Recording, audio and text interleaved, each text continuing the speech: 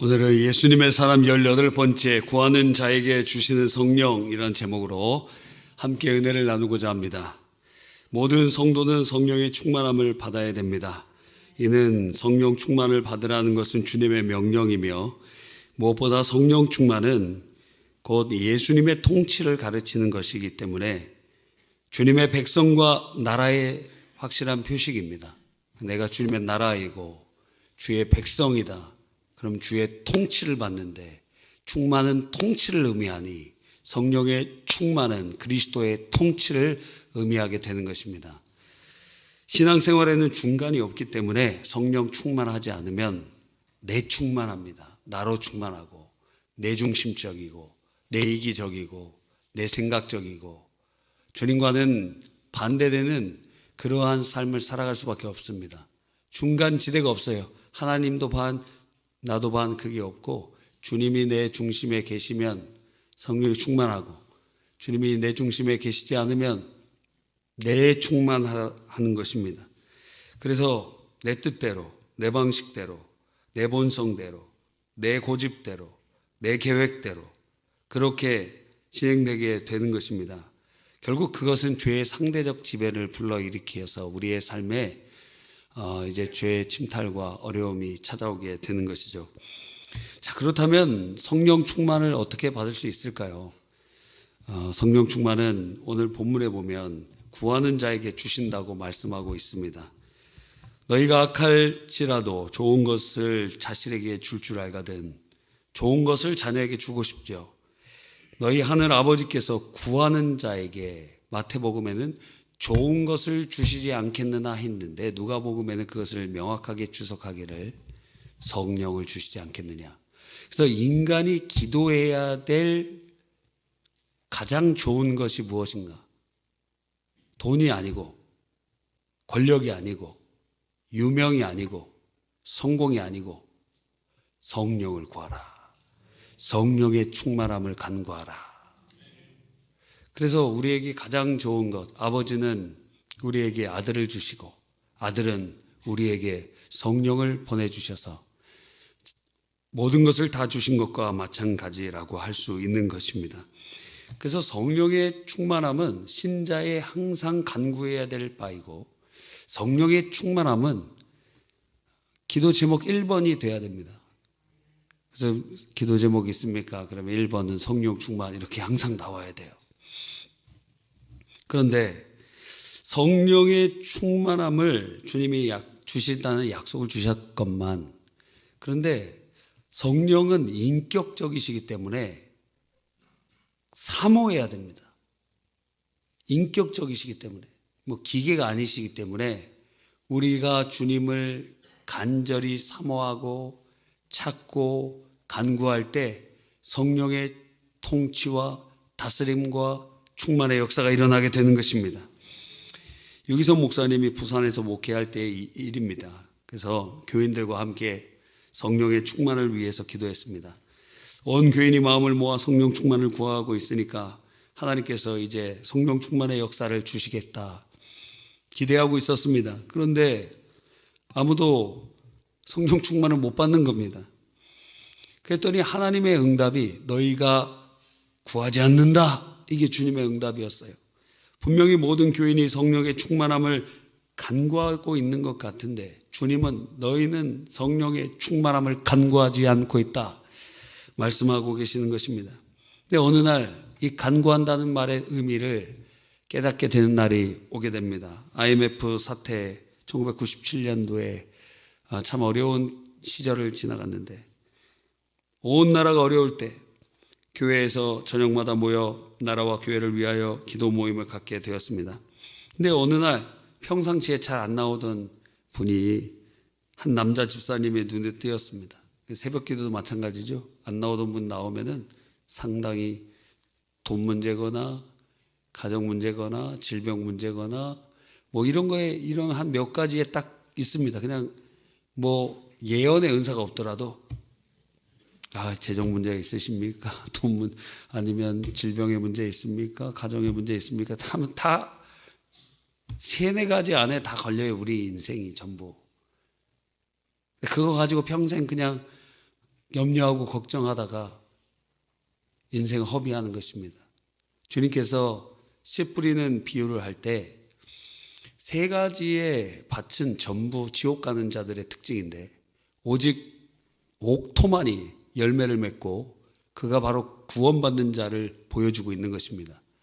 그 중에 하나가 바로 가시덤불 아래 뿌려진 씨앗인데 씨앗이 자랍니다.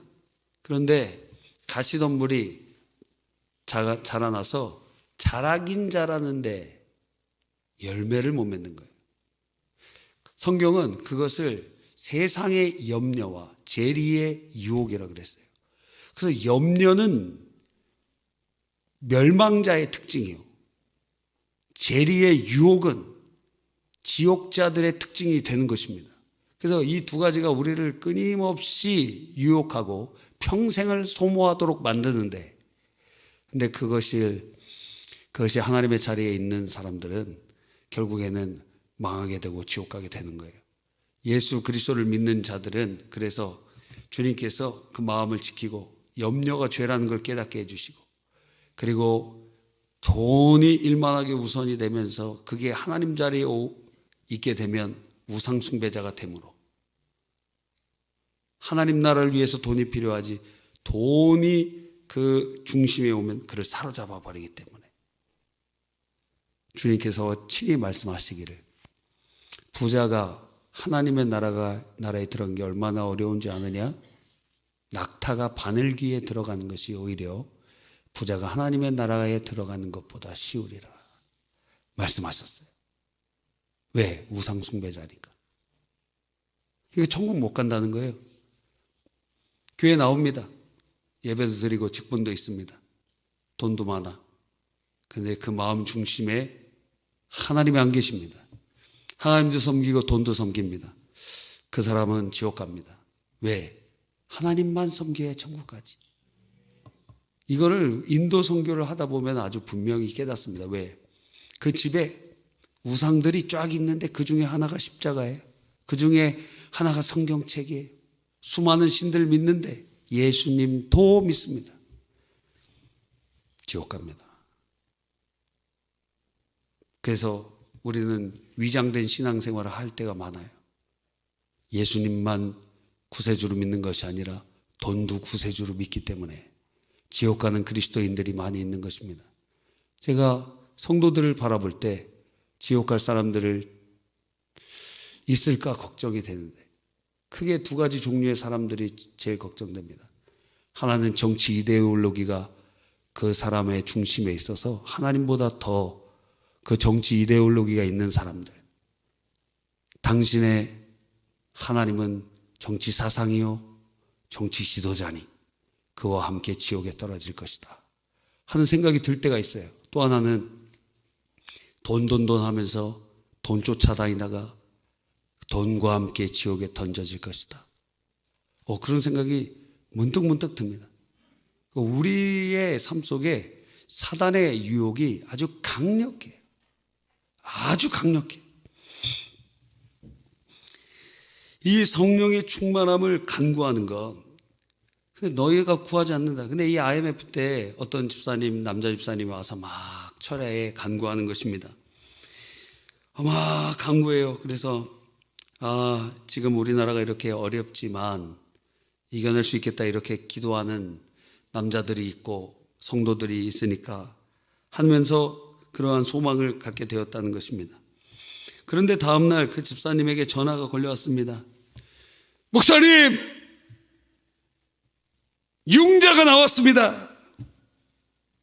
기뻐서 흥분한 목소리가 수화기를 타고 들려왔습니다. 처음에는 무슨 영문인지 몰라서 잠시 어리둥절했지만 전 재산을 투자해서 벌인 사업의 마지막 잔금을 치러야 된 날인데 융자가 나오기로 했던 은행에서 IMF 사태 때문에, 그때 우리 은행인가 빼고 다 외국계로 팔려버렸잖아요. 은행이 다 망한 거예요. 다 망했어. 은행이 다 망했어요. IMF 때. 당시 이전에는 은행은 안 망한다 그랬는데 다 망한 거예요. 다. 그래서 은행에서 대출을 신청했는데 안 해줬다는 거예요. 당시에 제가 신문에 어떤 신문을 보니까 당시에 삼성전자도 대출을 안 해줬어요. 은행에서. 그 정도로 굉장히 어려운 시절을 지나가게 되었다는 것입니다. 그래서 그 은행에서 못 해준다고 하니까 다른 은행을 찾아보는 겁니다. 다른 은행 대출을 번번이 신청했지만 번번이 거절당하고 마지막으로 들른 은행에서 내일 다시 와보라 하는 대답을 들었다고 합니다. 결국 기운 없이 교회 앞을 지나가다 마침 기도회가 열리는 걸 보고 자기도 모르게 예배당에 들어와서 너무 시급했기 때문에 뒷자리에 앉아서 교회를 위해 기도하라, 나라를 위해 기도하라, 환자를 위해, 환우들을 위해 기도하라, 그런 거 하나 신경 쓰지 못하고 그 기도 제목 다 불러주는데 이 사람은 한 가지만 기도했다는 거예요. 융자받게 해주세요. 융자. 그토록 바라던 융자가 나왔다고 하면서 기쁜 마음에 전화를 걸어온 것입니다. 그때 이 유기성 목사님이 그 집사님의 말을 들으면서 문제가 해결되어서 하나님께 감사드렸지만 온통 대출만을 위해서 기도했다는 것을 생각하니까 참 씁쓸했다는 거예요. 근데 전화를 끊고 딱 일어나려고 하는데 갑자기 성령님께서 마음에 감동을 주시는 것입니다. 너 이제 구한다는 게 무슨 말인지 알겠지? 사모한다는 게 무슨 말인지 알겠지? 그것만 계속 바라는 거예요. 이 융자를 원하는 이 사람은 융자. 왜 그걸 간절히 갈망하니까. 성령 충만을 간구하는 사람은 어때요? 성령의 충만. 온통 거기에 집중되어야 된다는 거예요. 여러분, 우리가 이처럼 성령님이 우리 중심에 오시기를 구하면 누구나 성령님의 역사, 충만하면 역사가 임합니다. 그런데 우리가 성령의 충만함을 원한다고 하지만 온통 성령의 충만에 집중하고 있지는 않다라는 거예요. 그래서 주님께서 너희가 구하지 않고 있다, 너희가 사모하지 않고 있다 말씀하시는 거예요. 그러므로 성령 충만을 받기 위하여 간절히 사모하며 받을 때까지 기도해야 됩니다. 여기에는 후자에 있어요. 받을 때까지. 사도행전 1장 12절로 14절에 마가다락방에 모인 120명의 사람들이 간절히 기도합니다. 거기에 보면 14절에 여자들과 예수의 어머니 마리아와 예수의 아우들과 더불어 마음을 같이하여 오로지 기도에 힘쓰니라. 힘씁니다. 왜요? 약속한 성령이 임하실 때까지 이 성에 유하라고 말씀하셨거든요. 지금 이 사람들에게 소망이 없습니다. 왜? 예수 따르던 사람이라고 해서 잡혀갈 수도 있습니다. 근데 부활의 주님을 만났어요. 부인할 수 없어요. 주님이 부활하신 것. 그런데 복음을 증거할 용기는 없어요. 왜? 성령이 임하시지 않았기 때문에. 분명히 주님의 부활을 경험했지만 부활을 경험한 그들이 주를 위해 헌신할 수 없었어요. 그래서 그들은 두려운 마음에 120명이 마가의 다락방에서 오로지 기도에 힘쓰는데 그것은 통성기도가 아니었을 겁니다. 왜? 밖에서 들리면 잡혀가기 때문에. 그러니까 아주 소근소근한 기도. 그러면서도 집중하면서 주님 약속하신 성령을 주시옵소서. 두리뭉거리고 누가 쳐다볼까 봐 밖에 소리 들리는 약속한 성령을 주시옵소서. 저는 그걸 상상하면 옛날에 중국의 교회가 진짜 많이 박해받을 때 어떤 한 영상이 보았어요. 그 영상 중에는 사람들이 막 박해를 받고 어려움이 있으니까 그러니까 헛강 같은 데서 모여갖고 다 같이 이렇게 노래를 부르는데 한 사람이 시작합니다. 마치 지휘자가 지휘하듯이 시작을 하는데 다 입모양을 맞춰서 찬양을 불러요. 소리가 안 들려요.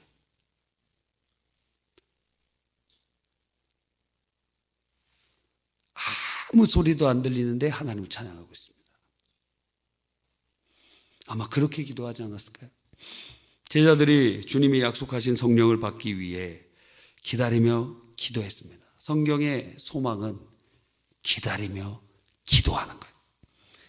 그런데 하루 이틀이 지나도 아무 일도 일어나지 않았습니다. 3일, 4일 지나도 5일, 6일 지나도 7일 지나도 아무런 일이 없었습니다. 사람들이 점점 없어지지 않았을까요? 아마 어쩌면 120명이 시작한 게 아니고, 왜냐하면 예수님의 부활을 500명이 보았기 때문에 500명이 기도를 시작했는데 380명이 떨어져 나간 걸지도 모릅니다. 최종 인원이 120명일지도 몰라요. 열흘 동안. 근데 그 열흘째가 되어 갑니다. 날짜는 기약이 없이 하루 이틀 3일 4일 5일 6일 7일 8일 9일까지 아무런 역사가 없고 맹숭맹숭하고, 그런데 열흘째 되는 날 오순절이 이름에 불의 혀 같은 성령의 역사가 일어나고 바람같이 불같이 주의 역사가 그곳에 임재하면서 모두가 방언이 터지고 능력을 받고 하나님의 큰일을 이야기하게 되는 것입니다. 그래서 성령의 권능을 받은 그들을 통하여 온 세계를 뒤집어 놓는 하나님의 구원 역사가 이루어지게 되는 것이죠. 평양 대부흥도 마찬가지였습니다. 평양 대부흥이 1907년 1월 2일부터 15일까지 약 2주간 진행되는 그러한 신년 남자 사경회였어요. 남자들만 모이는 그러한 사경회였습니다. 장대현 교회에서 그것이 진행이 되는데, 언제까지 은혜가 없었느냐? 1월 2일 날 시작했는데 1월 2일, 3일, 4일, 5일, 6일, 7일, 8일, 9일, 10일, 11일, 12일, 13일까지 아주 은혜가 없었어요. 14일째 정오에 이제 15일에 끝나는데 우리 이렇게 돌아갈 수 없지 않습니까?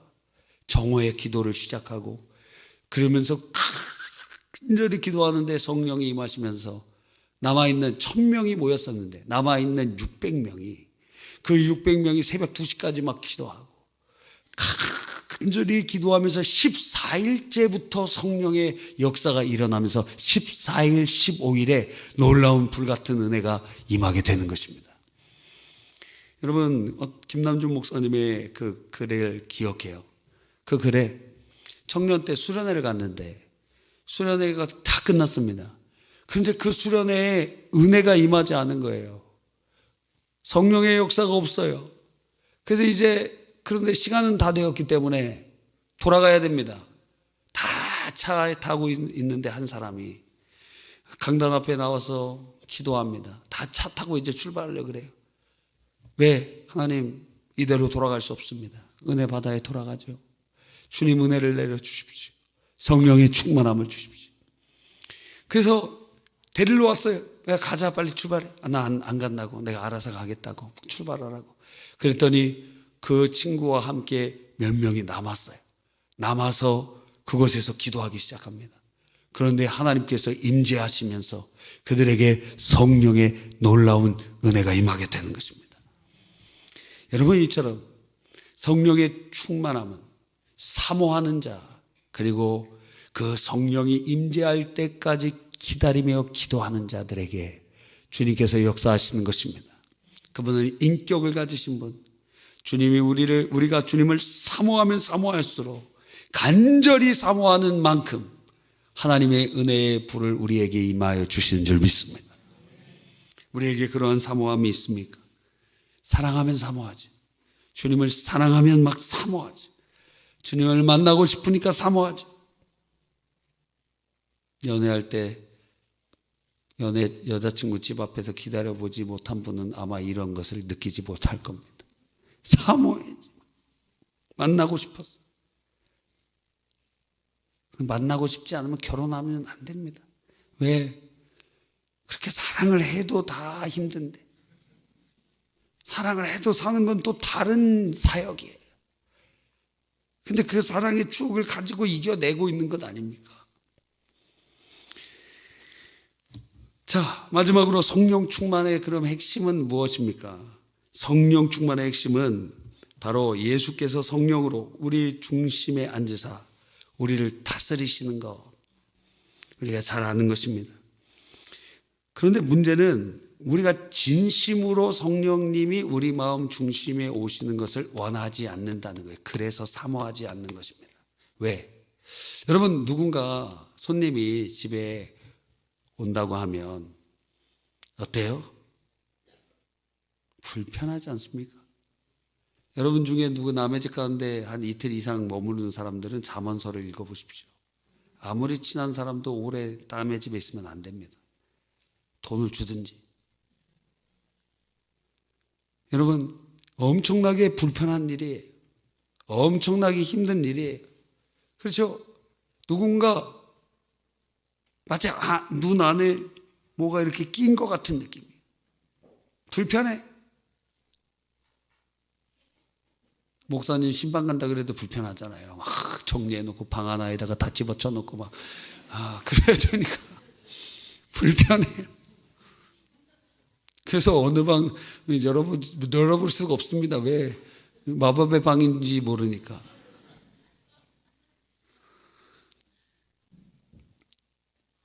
성령이 우리 안에 오시면, 우리 중심에 오시면 우리 보는 것도 듣는 것도 행하는 것도 다 주님의 통치 아래 들어가야 되기 때문에 불편해. 그러니까 성령의 충만함을 구하지 않습니다. 진짜로 구하지 않습니다. 입으로는 구하는데 주님의 그 역사를 원하지는 않습니다. 그게 우리의 본질이라는 거예요. 우리 모습이라는 거예요. 왜? 불편하니까. 내 마음대로 살고 싶거든요. 내 뜻대로 살고 싶거든요. 내 방식대로 살고 싶거든요. 내 야망대로, 내 비전대로, 내 계획대로 살고 싶거든요. 근데 내 마음 중심에 주님이 오시면 불편해. 이쪽으로 가려고 그러는데 저쪽으로 가라 그러지. 이거 하고 싶은데 저거 하라 그러지. 여러분, 마음에 불편함이 있어요. 왜요?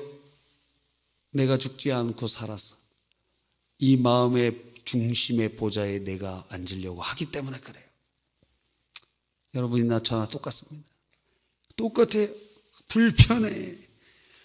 안방에 누가 와서 거기 침대 밑에서 잔다고 생각해 보세요. 아니, 거꾸로 얘기해 봅시다. 여러분 침대에 누가 자고 여러분이 그 밑에서 자야 된다고 생각해 보세요. 얼마나 불편해. 성령님 우리 마음 중심에 계셔서, 그럼 우리는 그분 발 앞에 엎드려서 주님의 은혜를 구해야 되는데 얼마나 불편해. 여러분, 안 불편한 방법은 한 가지밖에 없어요. 결혼하면 됩니다. 주님이 우리의 사랑하는 분이 되고 주님이 우리의 남편 되시면, 그러면 그 침대 바닥에서 잘 필요 없어요. 싸운 거 아니니까. 싸우면은 꼴도 보기 싫지 않습니까? 여러분, 성령의 충만함을 받는 거. 결혼한다는 것은 다른 말로 옛자는 죽고 이제는 새로운 피조물로 믿음으로 주님과 연합한 삶을 살아가는 거예요. 와, 성령님이 우리 마음 중심에 오셔서 우리를 인도해 가실 때 내 생각, 내 감정, 내 의지, 이거를 꺾어야 됩니다. 근데 이제 오래 결혼 생활을 하다 보면 어떻게 되죠? 남편 마음이 내 마음이 되고 내 마음이 남편 마음이 됩니다. 저희 아내는 제가 은혜가 떨어지면은 막 짜증날 때가 있어요. 주어를 얘기를 안 해. 주어를 무슨 얘기를 하는데 주어가 도대체 누가 얘기하고 누가 한 거를 얘기를 안 해. 그 머릿속엔 자기 머릿속에 있는 거야. 동사만 얘기를 하는 거예요. 동사 목적어. 주어 누가 했느냐, 그걸 얘기를 안 해. 그럼 제가 올 때는 막 짜증이 납니다. 그래서 누가 한 거냐, 그래서 누가 한 거냐.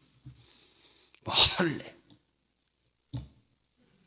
말을 하려면 똑바로 얘기해. 육하 원칙대로 언제 어디서 누가 어떻게 무엇을 왜, 그걸 정확하게 얘기해야지. 이걸 어떻게 하라는 거예요 도대체. 근데 그런 사람이랑 오래 살다 보니까 상당히 많은 예지력이 생겼어요. 그래서 저한테 물어봐요. 지금 내가 생각하는 거 맞춰봐, 이렇게 얘기해. 80~90% 맞춥니다 제가. 야, 예언이 있는 게 아닙니다. 투시의 역사가 있는 게 아닙니다. 살다가, 무슨 노래도 있잖아요. 살다가 살다 보니까 알아져. 그렇지 않습니까? 여러분도 남편과 같이 살다 보니까 저 사람은 이것도 이해 안 되고 저것도 이해 안 되고 막 그랬는데 불편하고, 아내랑 살다 보니까 이것도 이해 안 되고 저것도 이해 안 되고. 요즘 남자들 와, 그래서 결혼 안 한다는 게 이해가 가더라고. 지금 남자들 사는 거 보니까 너무 불쌍해. 어느 다른 곳에서 터질까 봐 제가 상당히 걱정해요. 예, 이게 너무 프레시가 되면은 풍선이 불듯이 다른 곳이 푹 커지거든. 이게 외도가 되기도 하고 다른 어떤 중독에 빠지기도 하고 그럴 수가 있거든요. 너무 압박을 주니까 집에서 쉴 수가 없어. 그래서 부인들이, 지혜로운 사람들이 그 남편이 집에서 안식과 쉼을 느낄 수 있는 그것을 줘야 되는데, 그게 아니라 제2의 터전 일터가 돼버리도록 만들면은 언젠가 그 목졸림 당한 그곳에 어떤 부풀어 오른 그것이 터지게 됩니다. 지혜가 있어야 되는데 지혜가 없어. 그게 오히려 꽉 잡고 잘 사는 건 줄 알아. 여자 청년들, 결혼한 사람들이 그게 지혜로운지 알아요. 그 바보 같은 짓입니다. 언젠가 터지는 시한폭탄 가지고 있는 것과 마찬가지예요. 상당한 위험 수위에 있는 것처럼 보이는 청년 부부들을 느껴집니다. 위험하다. 너무 쉬질 못해. 야, 직장에서도 저렇게 일하고 집에 오자마자 손 씻고 음식 준비하고 애기 막 돌보고. 위험하다. 상당히 위험하다.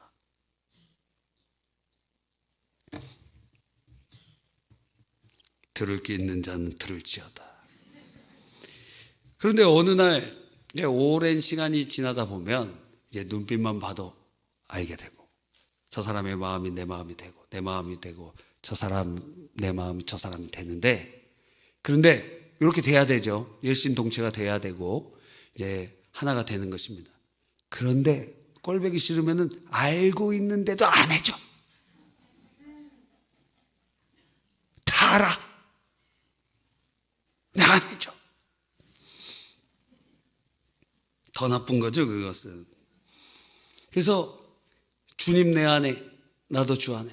그래서 옛날에 나의 고집과 계획과 방식이 이제는 오랜 결혼 생활을 통해서 없어지고, 이제는 남편과 아내가 하나가 되고 하는 것처럼, 이제는 주님 내 안에, 나도 주 안에. 그렇게 되는 상태가 이제 자연스럽게 성령의 놀라운 은혜의 역사가 일어나게 되는데 말입니다.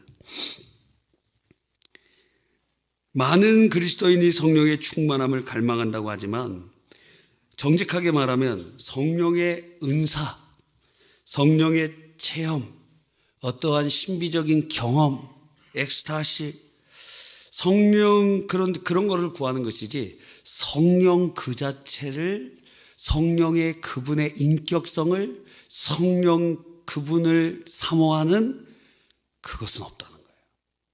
그러니까 성령 그분의 인격 그 자체를 내가 갈망한다, 이거가 없다는 거예요. 성령의 인격을 갈망하지 않고 성령의 다스림을 갈망하지 않습니다. 성령을 이용해 무엇을 얻고자, 이루고자 하는 것이지 성령님 자체를 갈망하지 않는다는 거예요. 이처럼 우리가 실패, 낙심, 좌절의 경험의 이유가 거기에 있다는 사실을 아는 사람이 많지 않습니다. 많은 사람이 성령님을 영접했다고 하면서 자기 마음대로 삽니다.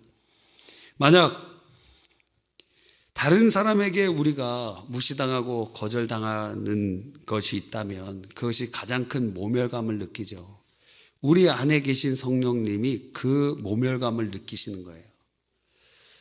우리 안에 주님이, 예수님 믿을 때부터 성령이 우리 안에 계시는데 그분이 인정하지도 않고 그냥 내 마음과 내 뜻대로, 내 방식대로, 그리고 은혜 받으면 주님의 간섭과 계획이 귀찮고, 그래서 의도적으로 내 뜻대로 내 방식대로 하니까 성령은 인격적이신 분이시기 때문에 우리를 강압하지 않으세요.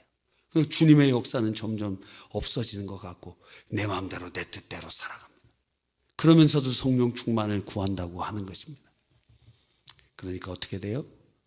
그러니까 성령의 통치를 받지 못하는 것입니다. 그래서 우리들이 이 본질의 문제에 맞닿아야 됩니다. 왜 나는 성령 충만을 간구하는데 성령 충만을 받지 못하는가? 성령 충만을 진짜 사모하지 않기 때문이고, 첫 번째, 성령 충만을 간구한다는 것이 그분의 인격적 통치를 받는다는 것을 인정하지 않기 때문이요. 그래서 우리 안에 어떠한 부분에서 문제가 있는지를 깨닫고 주의 은혜를 갈망해야 될 것입니다. 성령의 충만함을 받는 우리 모두가 되기를 간절히 바랍니다.